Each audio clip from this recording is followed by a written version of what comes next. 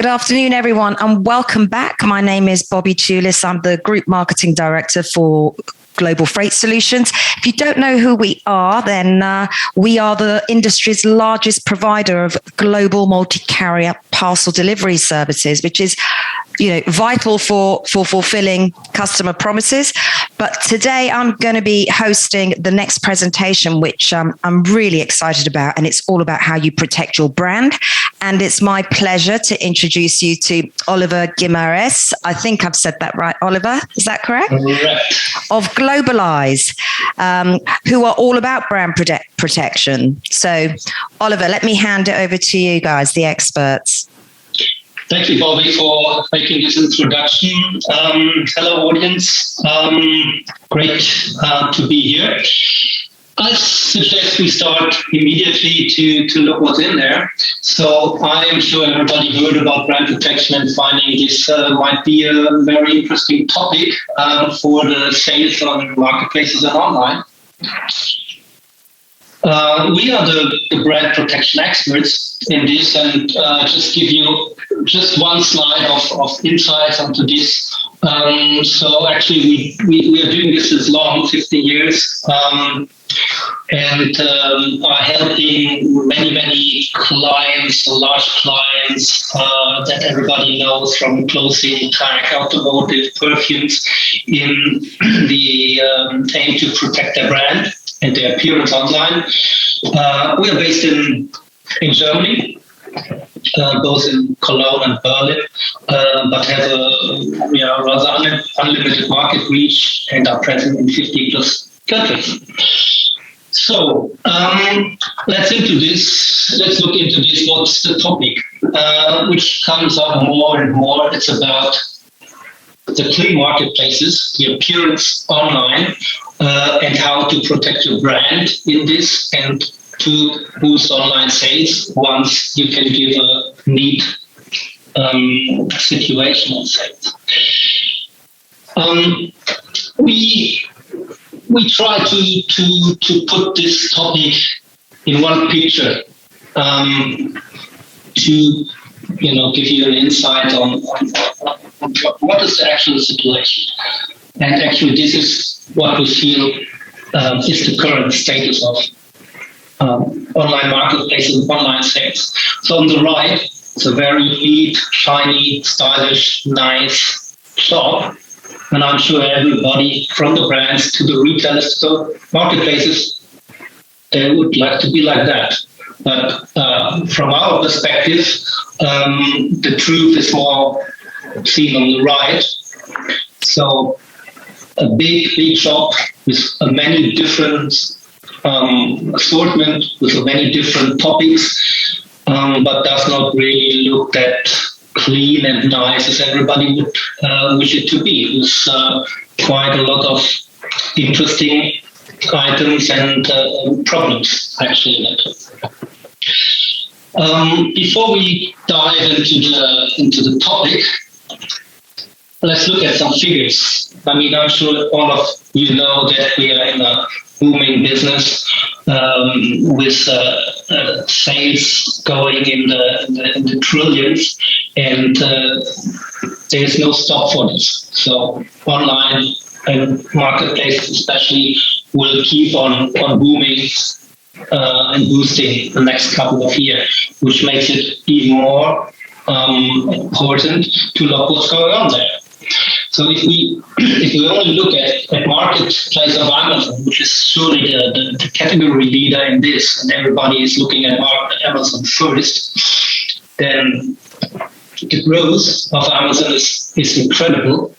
But the major part of this growth comes, as you know, from the third-party sellers, not from Amazon itself, because the concept of the marketplace, this warehouse online, is so striking that everybody can make his benefit out of this and boost into this category. So it's about the sellers that are selling there, and to look at what's going on. look at what's going on for a couple of clients. And this is just an example onto what's going on there. So they asked us, please make an audit what's going on in the first 3 pages of this very marketplace. And the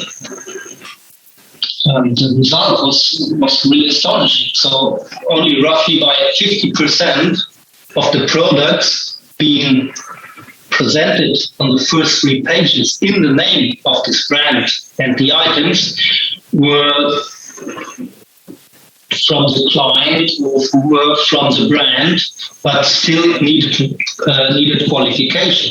But all of the rest, nearly 50% as well, were generica, like, okay, this might work as well as the original product, or this works or looks similar to the original product, or this is a clear counterfeit of the original product. And this goes next to each other with nearly 50% of items in doubt, next to stuff that really adds to the value and the turnover of the brand and their authorized retailers. So actually, not a good result for that. So we are trying to help to improve the situation.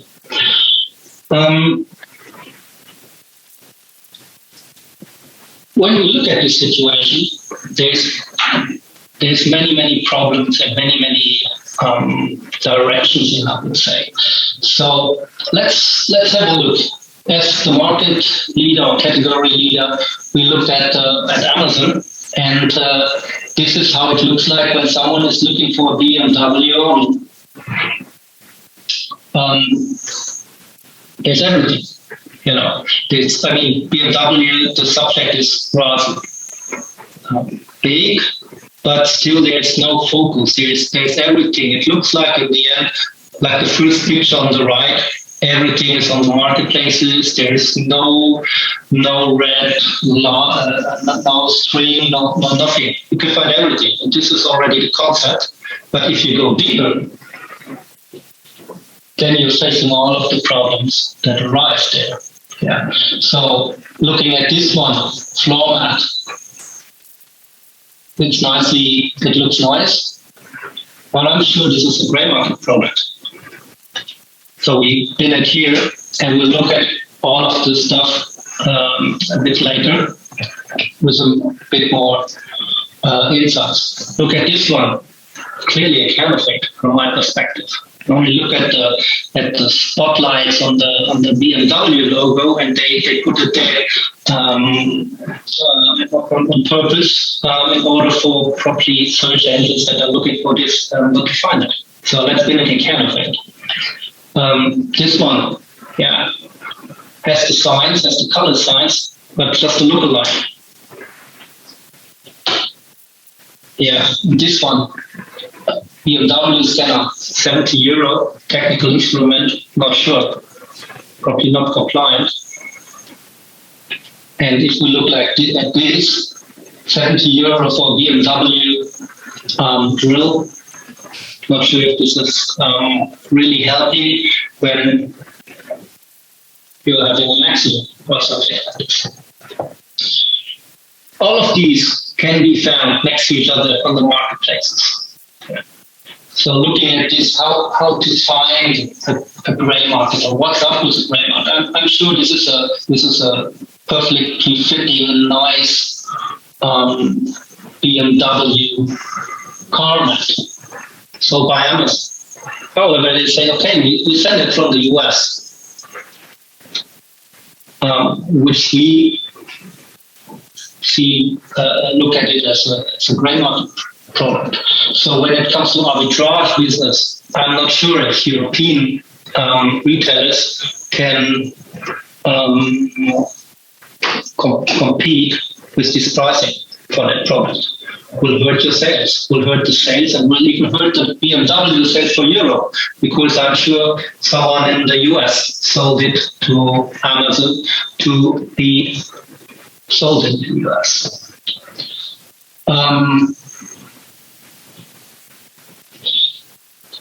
what more is of this gray market products, or these products of various types, when it comes to a large gray market percentage of it, you will find that the prices have some, how do you call it, some safeguard. So we find this with $22 or euros up to $8 or euros. So what do you think the customer will think?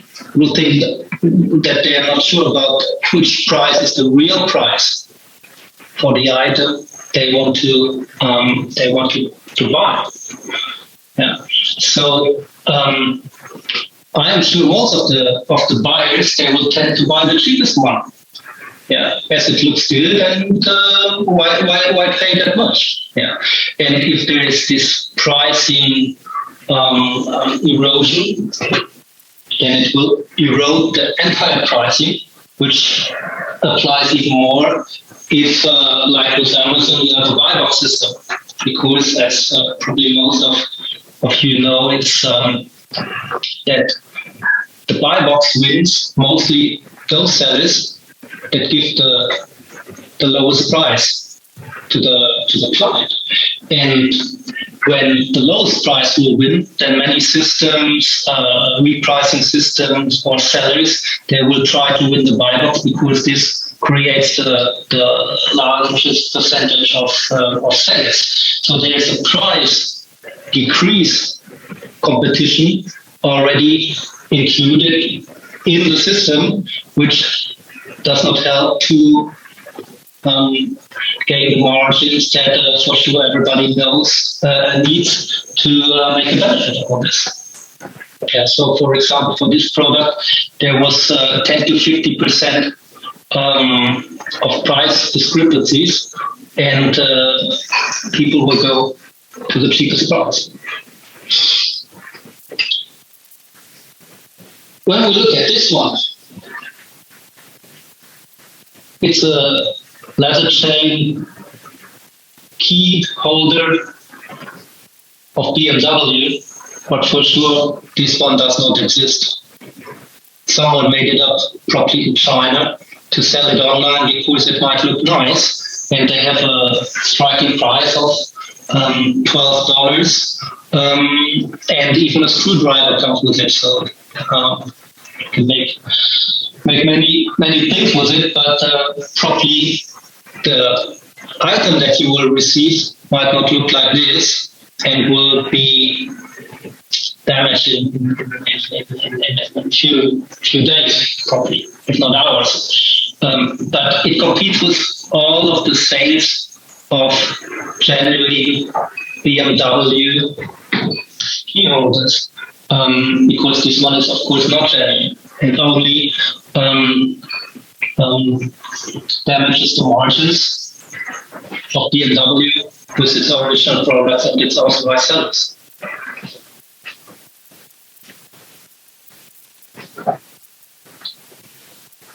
If we have a look at this one, so they're color trademarks, and I'm sure BMW has these colors to make people aware that it's a BMW product.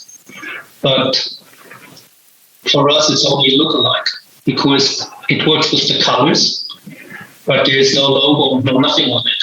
So as well, working on the margins and the sales of people that are selling really original BMW car parts, and this is competing one-on-one with your sales that are being made on marketplaces and are displayed next to each other.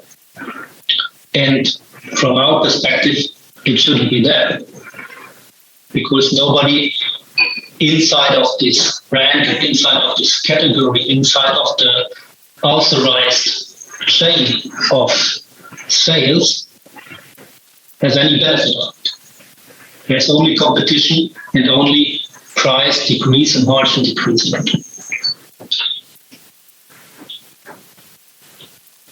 And this one claimed to be a BMW scanner, Well, I don't think a BMW scanner for $70 is a real BMW scanner. So we feel that it's not compliant, might interfere with the software in the car. Nobody knows what's actually doing in the car when it really couples to the BMW software and gets any kind of measures or interaction with it. What's happening there? I would buy this one. Still, it's there. It's being viable on the platform, and it claims to be the original one. But as I showed you before, only because there's a logo or any sort of sign that might be original, or that it's related to the brand, or that it's comes with colors or whatever, does not prove it's original and compliant and in the interest of the authorized sales stack. So we would look at this and, if possible, take it from the market, or let it look otherwise, that it's not being claimed to be a BMW scanner. So if you're looking into this market, if you're looking onto the marketplace itself, then these were only some examples. Yeah, examples I'm sure that everybody knows and has seen. But if you're looking deeper, then you're finding the return crime problem. You're finding this missing imprints or WEE numbers. So regulations that authorized sellers have to fulfill. While others are competing with you and they don't pay to these systems of authenticity. There's safety regulations violation. There's the large problem of stolen images, people that are working, just scrapping your images and working with them and generating sales. And there's the problem with generic items that look close to the problem or might fit to the problem or are rather similar, but in the end they are not, and only go back onto your brand. Which means there's everything on the marketplaces. And for everything we see here, we can create examples.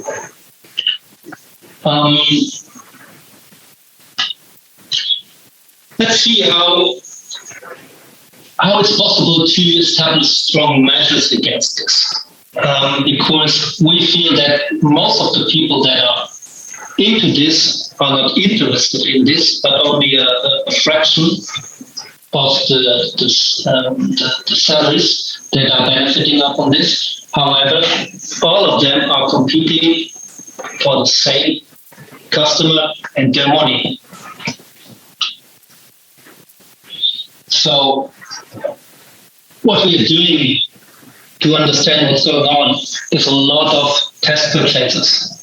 Yeah, most of the time you really need to understand what's going on, and you need to have the product and to find out what's in it. So to understand the situation, you have quite a lot of information that are being required to see what's going on. But actually, when you look at the marketplace, the only thing you see is the seller name. Something made up can be everything. Most of the other stuff that you're seeing there can be truth, can be the truth, might not be the truth, or it's just not edited. When you look at eBay, for example, this is very transparent. However, it's being regarded as old marketplaces. If you look at newer ones like Zalando or Otto or Frugal or whatever, it's not easy to find out who's selling what and who is it actually that is selling to.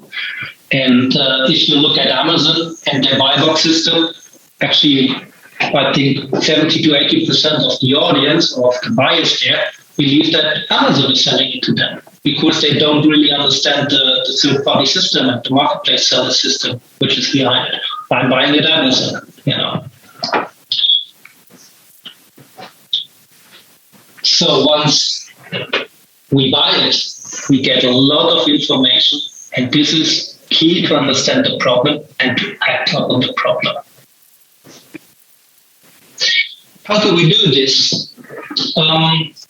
Many different ways, and many ways apply to various problems or situations, like looking what's going on, what's being sold on the marketplaces, on a category, on a brand, on item level, scanning what's being out there and doing this for 150 marketplaces to get the data sets in need to understand the situation and to understand the scale of the situation. Is it a big problem? Is it a small problem? And how can we act to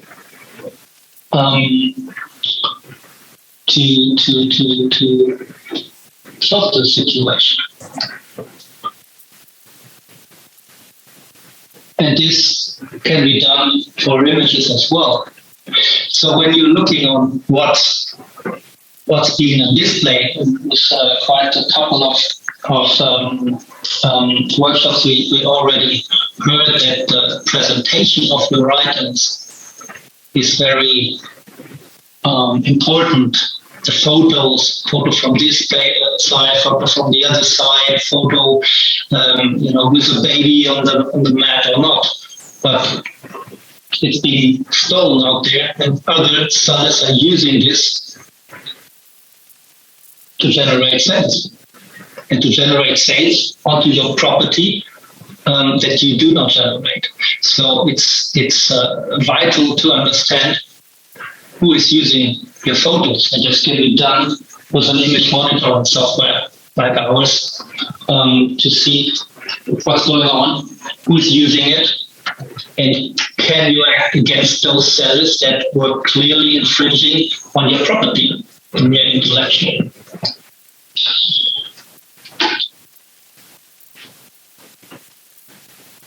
What is key as well is to understand the size of the problem. Of course, you know your figures that you're generating with the sale of the product. But how about the others? Are you making the largest turnover with these sales, or where are you at? Who's the biggest one? Who's the smallest one? Can you estimate the size of a problem to understand where you're being situated in this? We do place tracking with various measures for various marketplaces in order to show the problem, the size of the problem, but as well where to look at first. Not every sale, not every item, and not every seller is alike. And as all of this costs money, attention, problem-solving, resources, it's vital to understand where to start and what can be done in the later stage. And of course,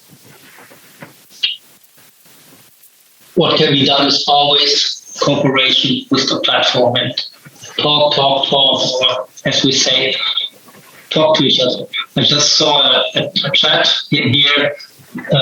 Marketplaces should do more to stop counterfeit items being listed, in this term with the counterfeiting. Of course, they should do more. But I think everybody should do more.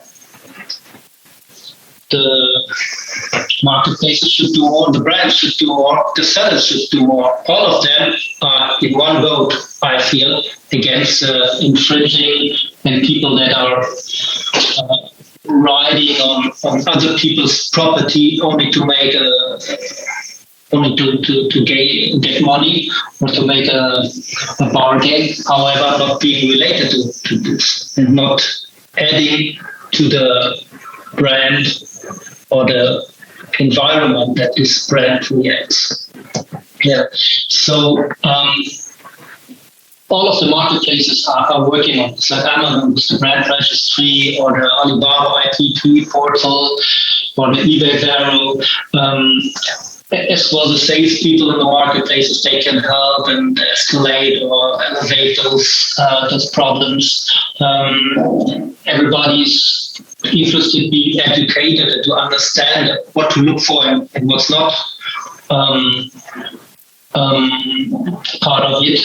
And of course, there are programs out there that can be used to differentiate the authorized retailers from the ones that are only searching on these brands.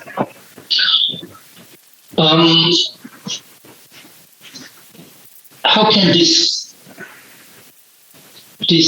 measures being achieved? Yeah. So, what is a clean marketplace? Let's have a look at some of the stuff that we are doing. For example, with this being a large problem of image theft. Yeah, sellers are going and with a couple of clicks, downloading all of the valuable photos of the retailer and selling under their name original products, but with the images that are quite costly. Of course, we can do something against this. We outlined a three-measured approach and could prove that after 2 weeks, we could nearly solve the problem entirely with over 90% that these sellers, which are not entitled to use the photos, are not using this anymore. Yeah.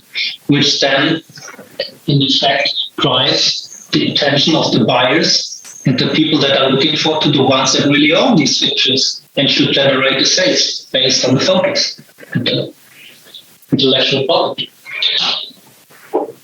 When you look at what's being out there and look at something that we call disruptive turnover, so as well, it's based on a project that we looked into this, and after only a couple of months, found out the size and the scale of the problem, and could act with the help of the very marketplace against those infringing sellers and disrupting a turnover of close to 400,000 euros in a short period of time that now the authorized retailers are doing, either it be grey market or counterfeit products or lookalikes that shouldn't be there because they are closely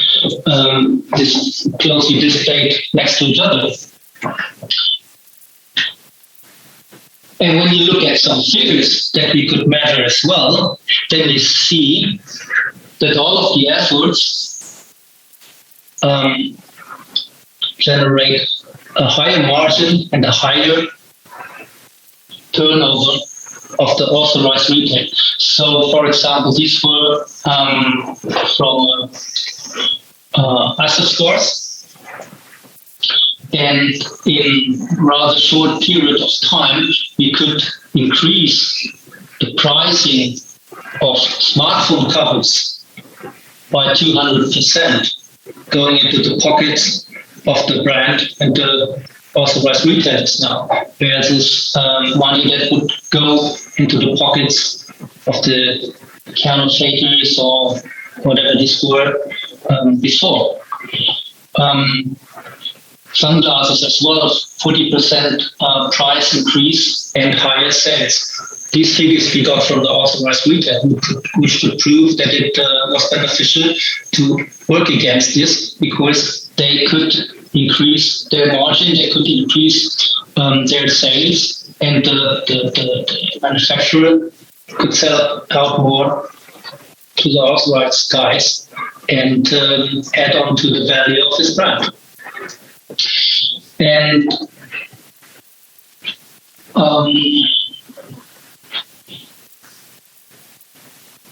I have some slides here that we think a clean marketplace should look like.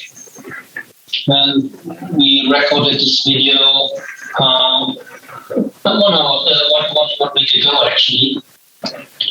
So if you're checking for Audi keychains on Amazon, then it looks like this.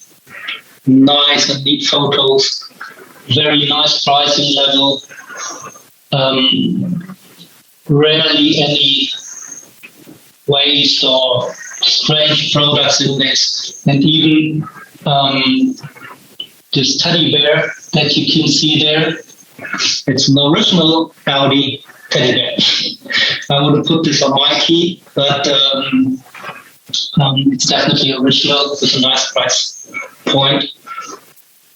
And we believe this is something that can be achieved if brands, retailers, and marketplaces work together and look for their brands and their sales and take consciousness towards the customer and their own level of retail. Honestly, and make it as an importance. Wow, that's I'll be honest. Thank you very much, Oliver. I'll be honest. When I was looking at your presentation, I was wondering, what did you mean by clean marketplaces?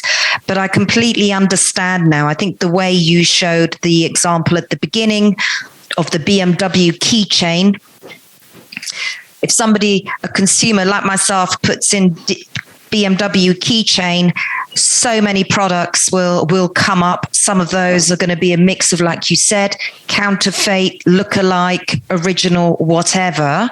Not great for the consumer, but actually, if you're the brand, it's not great for you either, because suddenly you've got these other businesses taking your sales.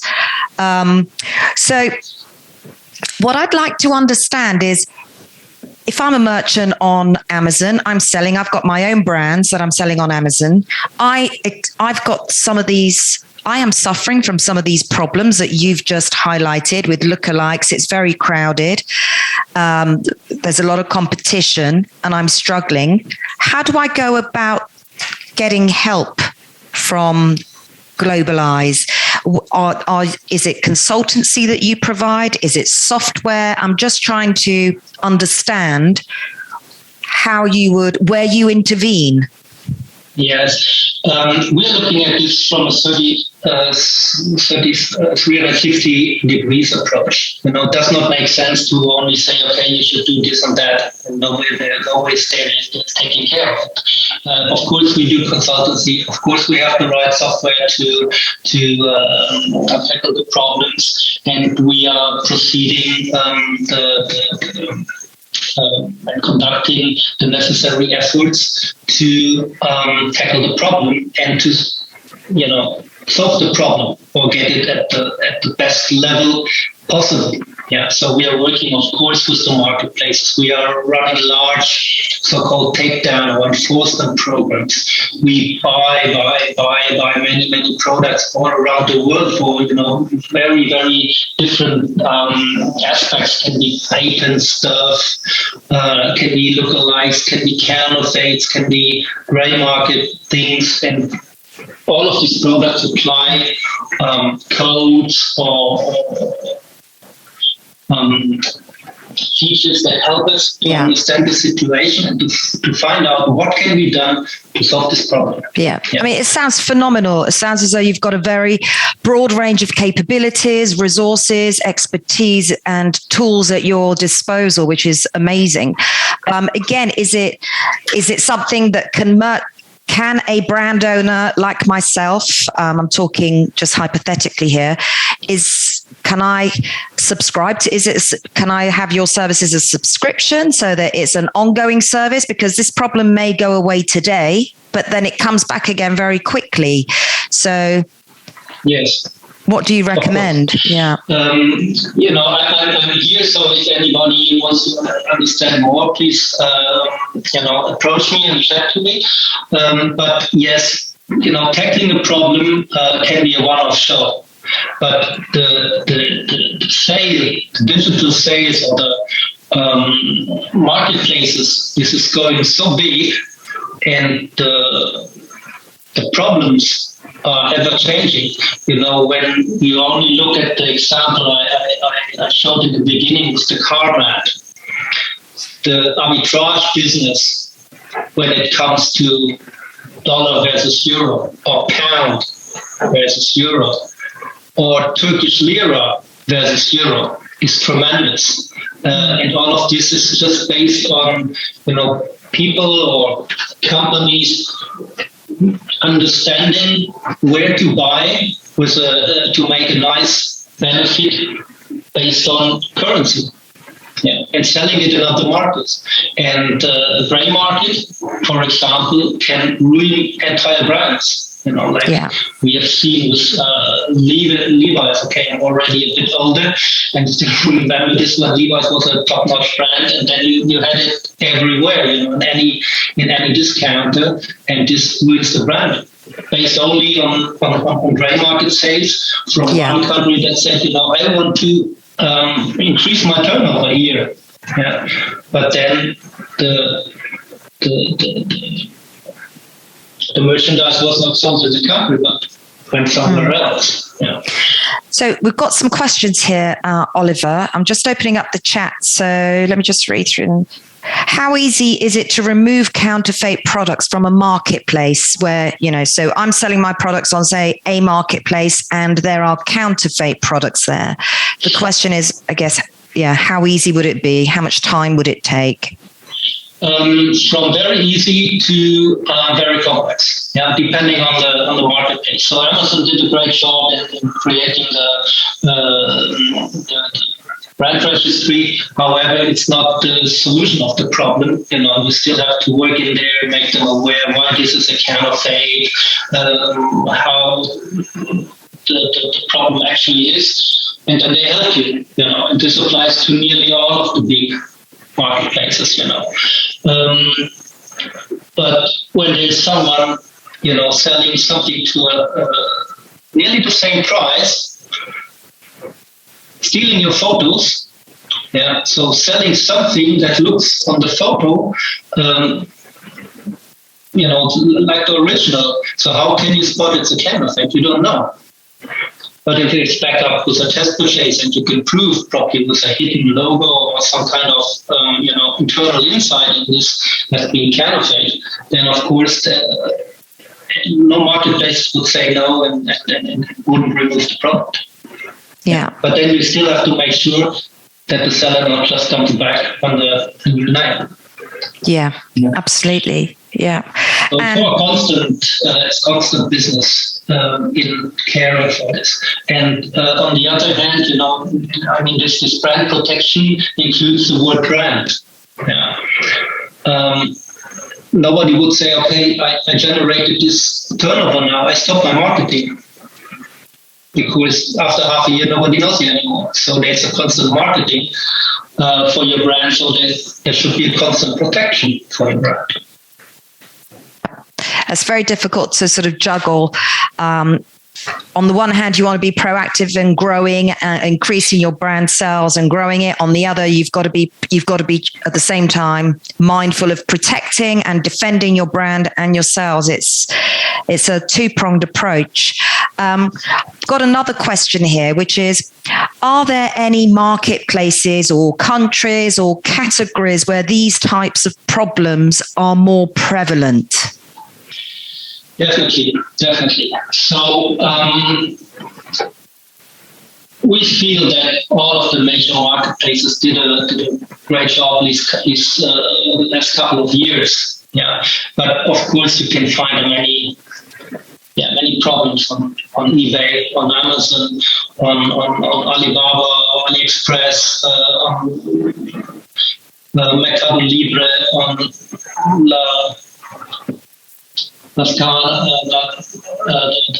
Southeast Asian marketplaces, and this applies, not in general, but this applies to categories and to brands and to products. Yeah. So of course there is more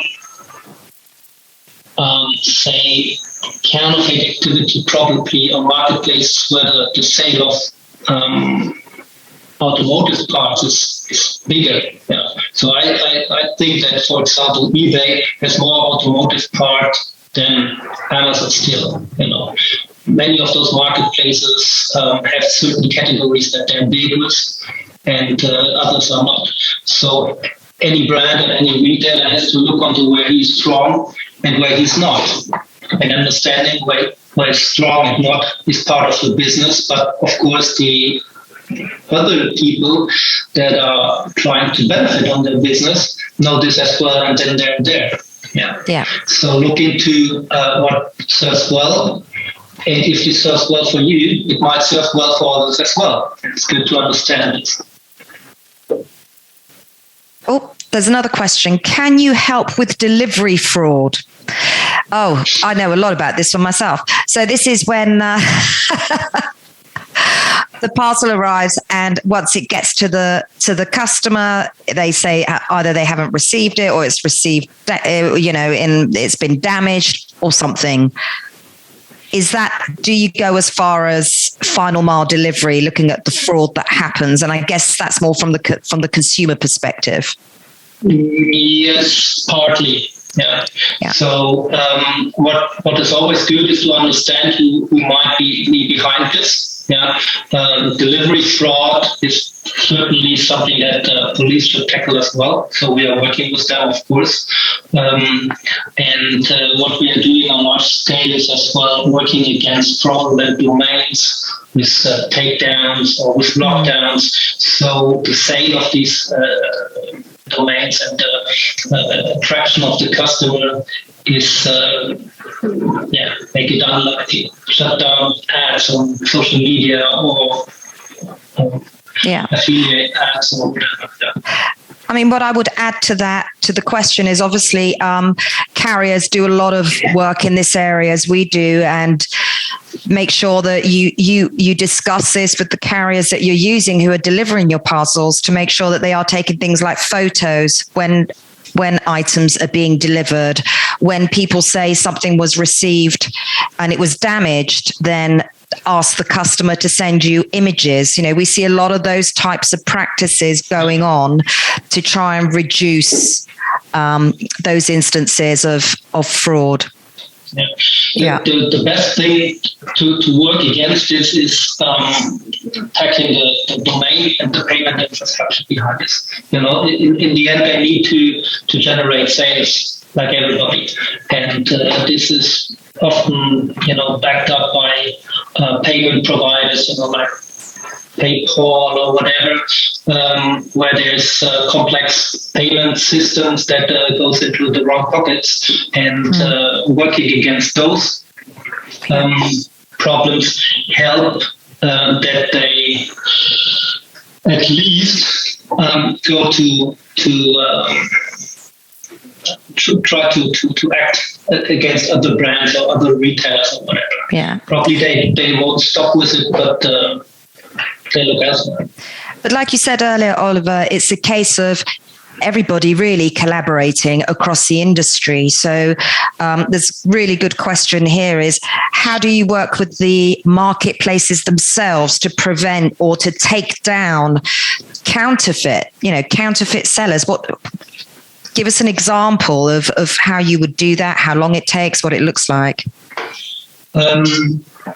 So once we are sure that this is a counterfeit sale, and we know how to spot this counterfeit. Once in a while, they're using their own photos, and maybe the items are packed in a little plastic bag. So the original is not. Yeah. So we make the marketplace aware that the original does not come with a small plastic bag. Yeah, but these are the counterfeit items, and then we only need this evidence to ask the marketplace to remove all of this, just based on the photo. Others, they need to be backed up with a test purchase Yeah, and with certain forensic analysis to prove it's a counterfeit. Others, like if we have the example with the beer, yeah, this one is original, but it can be that Audi does not produce a beer as a as an original product. So we make the marketplace aware that there is no original Audi beer keychain, and then remove it because it's just backed up from the catalog. Yeah. Well, first of all, I'm going to buy myself one of those bear key rings because I think it's really cute. What about on the part of the marketplaces? Once you've made the marketplaces aware, you've given them this information, it's then to them to act on the information you've provided.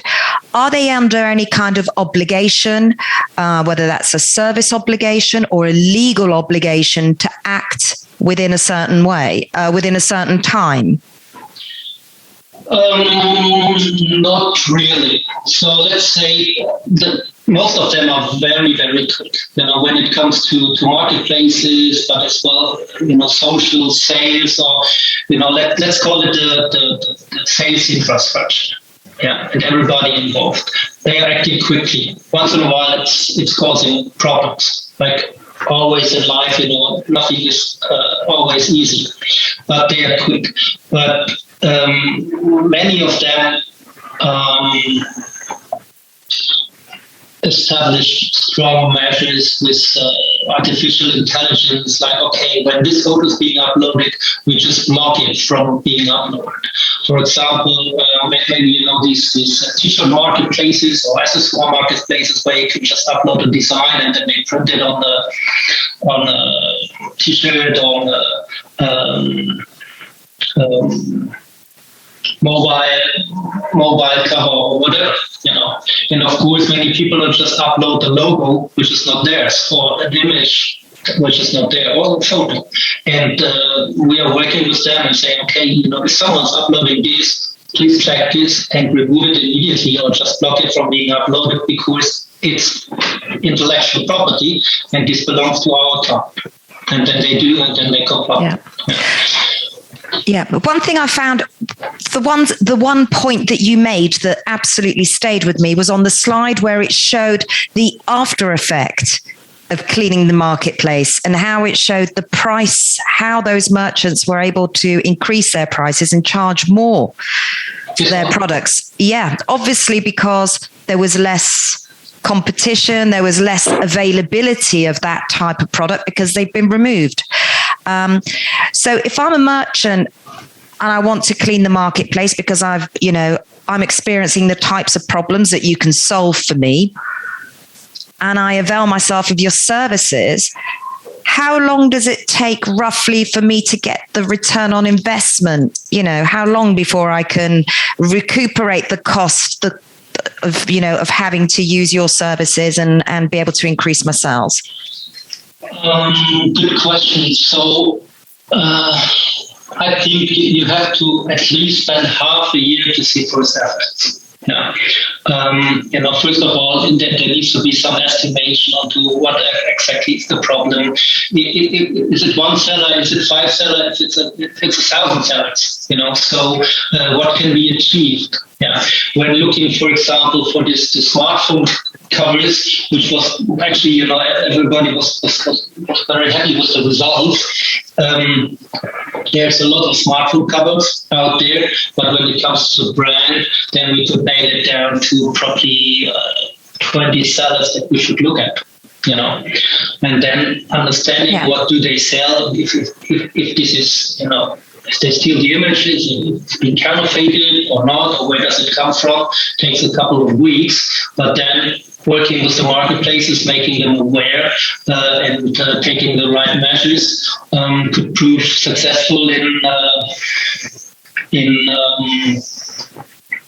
couple of months. Yeah, that's fantastic. And this what we see is the increase of the pricing, which means it's being displayed or sold on the marketplaces. Before was roughly €5, and now it's roughly €15.